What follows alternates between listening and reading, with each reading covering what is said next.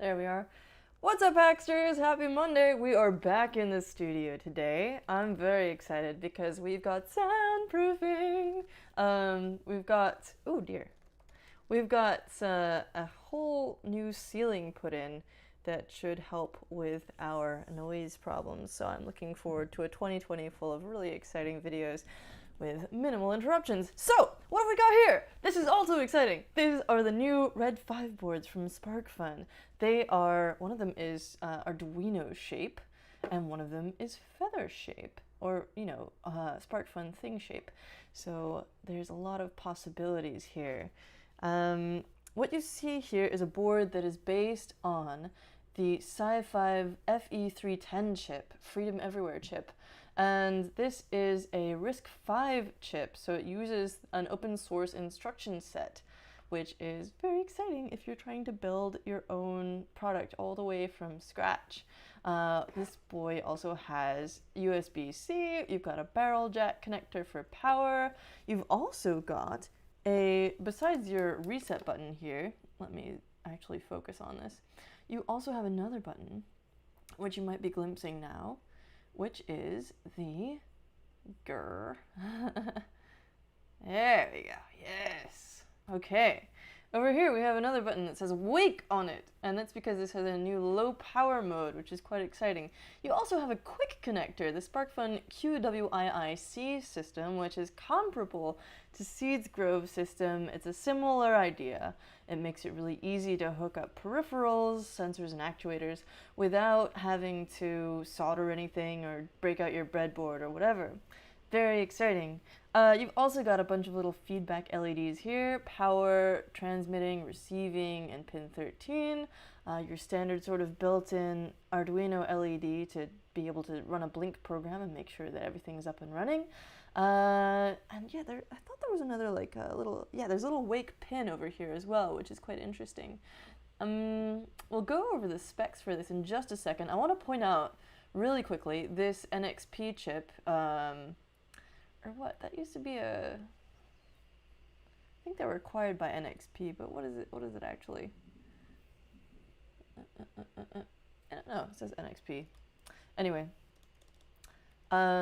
this chip will become interesting in a minute. It is the K22 chip, and it helps us with JTAG programming.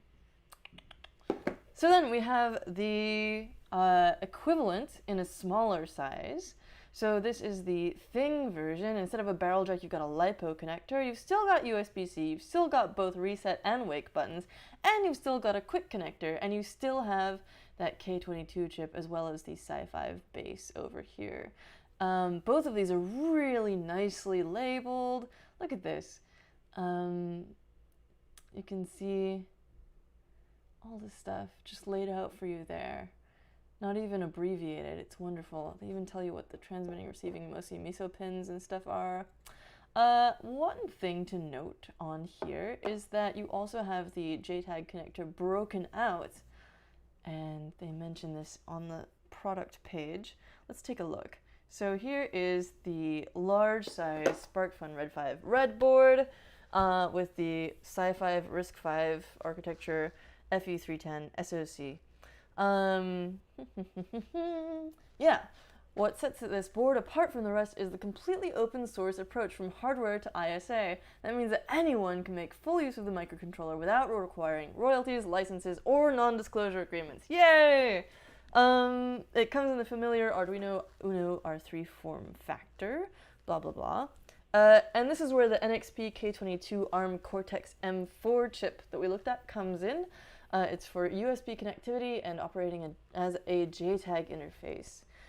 And then they mentioned JTAG again. We saw that little 10-pin connector on the Arduino shape. They say that for more advanced users who prefer to use the power and speed of professional tools, we've also exposed the JTAG connector. Additionally, it comes programmed with a simple bootloader, and so it's ready to go. There's two things that you can use to program this, either Freedom Studio software from SiFive, or a Zephyr RTOS build environment set up to program the board and interface with it. Yeah, so here's a little bit about the chip itself. You can find that at SiFive.com/chip-designer. It is the first member of the Freedom Everywhere family of customizable templates. You can customize this chip. It was designed from the low-power MCU template and features the SiFive FE310 standard core. You can buy it. Oh, you can buy the HiFive 1, which is another board based on this, and we'll get to that in a second. What amuses me is that they also have the FU540, which stands for Freedom Unleashed, believe it or not. If you go to SparkFun.com/Qwiic, that's this Qwiic thing here, you can read a lot more about that. Prototyping with I2C has never been easier. 4-pin JST connectors, wonderful. Freedom Studio. So moving on to the software that you use to program these. Freedom Studio is the fastest way to get started programming with your SiFive hardware. It's built on top of Eclipse, and it's packaged with a pre-built toolchain and example projects from the Freedom E SDK. If you're curious about the Freedom E SDK, you can just scroll up. I've linked this, of course, in the description to the video. It's SiFive.com/boards/anchor software. Yeah, it has a repository of demo programs, as well as benchmarks and board support packages. Delightful. Another cool thing about this, it runs on Windows, Linux, and Mac, so that ties in very nicely with the open source ethos. They have a bunch of cool documentation, including a quick start guide, PDF, and a full user manual, 110 pages long. Wow. Oh, but that takes you all the way from, like, setting up Eclipse, I guess. Wow. Zephyr RTOS. The Zephyr project strives to deliver the best-in-class RTOS for connected, resource-constrained devices like this, built to be secure and safe. Yes, we love privacy.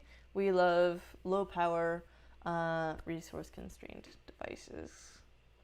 They also have a solid getting started guide. They also run on Ubuntu, Mac, or Windows. I don't know about other types of Linux, but I'm guessing you'd be able to get it up and running. And they have project documentation. SiFive also has a really excellent forum at forums.sifive.com, where if you have any questions about getting started with this, or if you want to see if people have had any challenges with this whole tool chain, you can go check that out. They've got, yeah, all kinds of cool stuff, the HiFive 1 and stuff. Speaking of the HiFive 1, this is a Sith-looking board from SiFive, which I think looks really awesome. It does have a couple of disadvantages compared to the SparkFun boards. It's more expensive for one. I believe you can get the new version of it for about $59. Let's see. Yeah, you can pre-order it now. The Rev-B version. And according to the SparkFun team, I asked them, like, what do you think are the differences between these boards? Janelle said, our boards are running on SiFive's FE310 SoC like the HiFive boards, and yes, HiFive is totally open source. The main two things that set this board apart from HiFive are the quick connection, of course, which now has around 70-ish items in the Qwiic ecosystem, and the price. It offers an economical way to play with risc-v. And then there's a couple more things from Chris, who says that the Red 5 boards also benchmark at 1.61 DMIPS per megahertz and don't require a coprocessor. So everything is just running off of the FE310. Of course, there's that other NXP chip on there, but that's just for handling communication. We implemented the Seger J-Link debug interface, like on the HiFive 1 Rev-B, giving it a more reliable debug experience, and we were also able to release it with Zephyr RTOS and Freedom Studio. It's also important to note that our Red 5 Thing Plus also has a feather-friendly footprint, so it is wing compatible. So you've got one, again, that's compatible with Arduino shields, so you can use that whole ecosystem, plus the Qwiic ecosystem, and both of them have the Qwiic connector, plus this one can connect to Adafruit Feather wing standard peripherals. Very exciting. All kinds of good stuff. Couple more things here. There is a hookup guide for each of these boards. So cool. They've got such great documentation.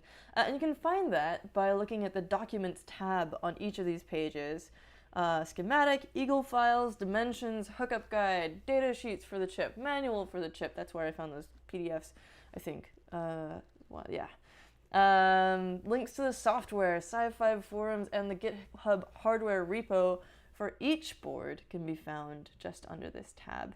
And if you go to the risc-v section, you can see what they have now, which is these two boards and the discontinued, or it won't probably be restocked at SparkFun, who knows, the HiFive one. I guess it's just not available right now. But, you know, as the ecosystem develops, I'm assuming that there'll be more and more things under this little breadcrumb tab thingy.